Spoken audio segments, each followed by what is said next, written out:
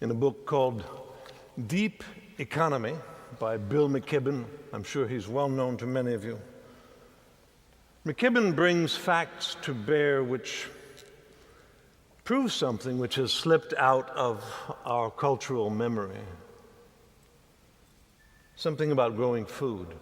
It's this: large farms produce food much less efficiently than do small farms.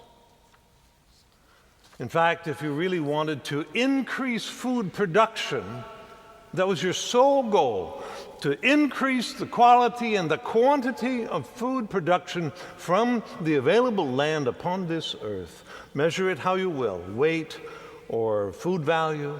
If you wanted to get more food, you would not have any large farms, you would have small ones.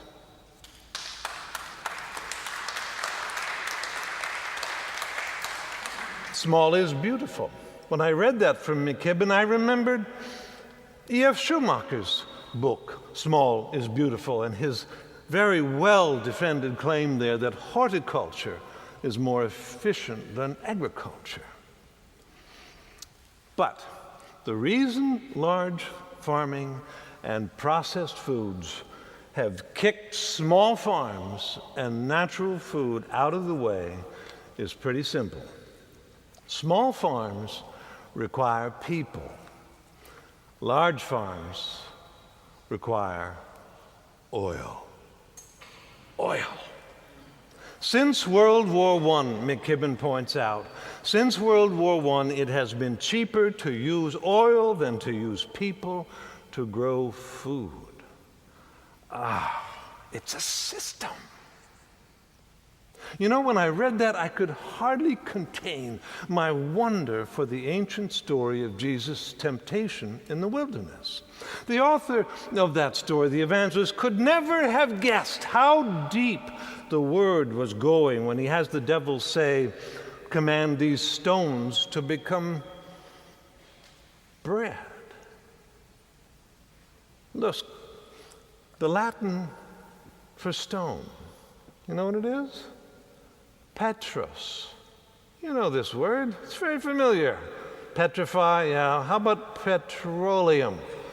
Oh, stone oil. That's what that word means. It's stone oil. Command this stone oil to become bread. Ay, ay, ay, we've done it. But we haven't said no. We said yes, yes, keep it coming. Keep it coming. Let's turn all the stones into bread. Oh boy. The food business depends on oil at every single level. We fertilize the soil, we fuel the machinery, we fumigate the crops with fungicides and pesticides, and then we fly and we drive the food to far cities. Why, did you know the average carrot in your mouth has traveled 1,500 miles in this country to get there? That's more than you travel on your vacation. You know, we no longer really buy food in the supermarkets, according to these numbers. Cheap though our food supply is, and it is. In fact, we spend half of the percentage of our total household income spent on food before World War II. And now we're actually spending half as much as our grandparents, depending on how old you are, as our grandparents did before the Second World War. So it's a cheap food supply, but only 1/6 of the dollars spent in the supermarkets actually go to farmers. The rest of it goes to petroleum, to packaging, to middlemen and madmen. Advertising. Command these stones, oil stones, to become bread. Yes, magic man. Yes.